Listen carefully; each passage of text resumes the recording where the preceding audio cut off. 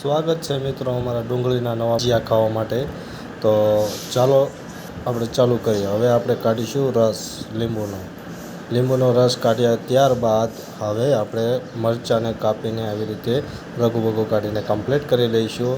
ત્યાં સુધીમાં મારી ચેનલને સબસ્ક્રાઈબ કરી લો, લાઈક કરી લો, શેર કરી લો અને મિત્રો સાથે શેર કરી લેજો। જો આવી રીતે મરચાં રઘુ કાઢી રહ્યા છીએ, આપ જોઈ શકો છો।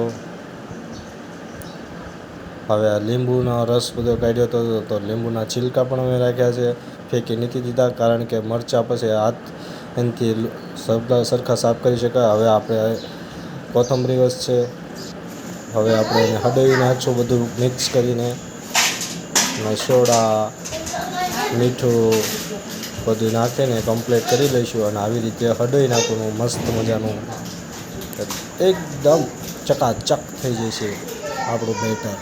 પછી આપણા મરચાંના અને ડુંગળીના ભજીયા બનવા માટે તૈયાર થઈ જશે આપણું બેટર। તો તમે જોઈ શકો કે જો હું કઈ રીતે હલાવી રહ્યો છું, એક જ સરખું એક જ દિશામાં ફેરવવાનું, મસ્ત બનશે। હવે જો હું આ મરચાં લઈને હવે હું આ બેટરમાં નાખી રહ્યો છું। હવે જો આ તેલ પણ આવી ગયું છે, તો હવે મેં મેળવાનું ચાલુ કર્યું છે અને જો આમ જો કેટલા સરસ મજાના વેજી થાય છે। બસ આવી જ રીતે મિત્રો તમારે પણ આવું કરવાનું રહેશે, જેથી તમારે પણ આટલું મસ્ત ભજીયું બનશે।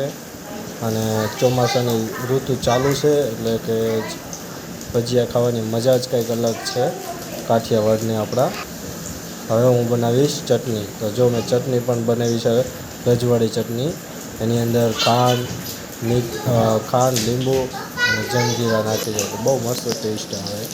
અને જો હવે અમારા ભજીયા આ તળાઈને કમ્પ્લીટ થઈ ગયા છે,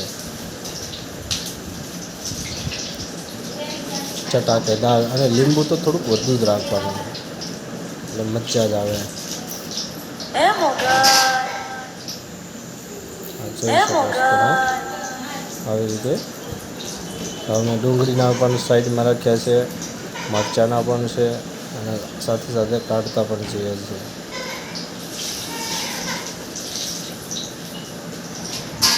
તો તમને મજા આવે તો જો અમારી ચેનલને લાઈક, શેર અને સબસ્ક્રાઈબ કરજો અને બેલ આઇકન દબાવજો।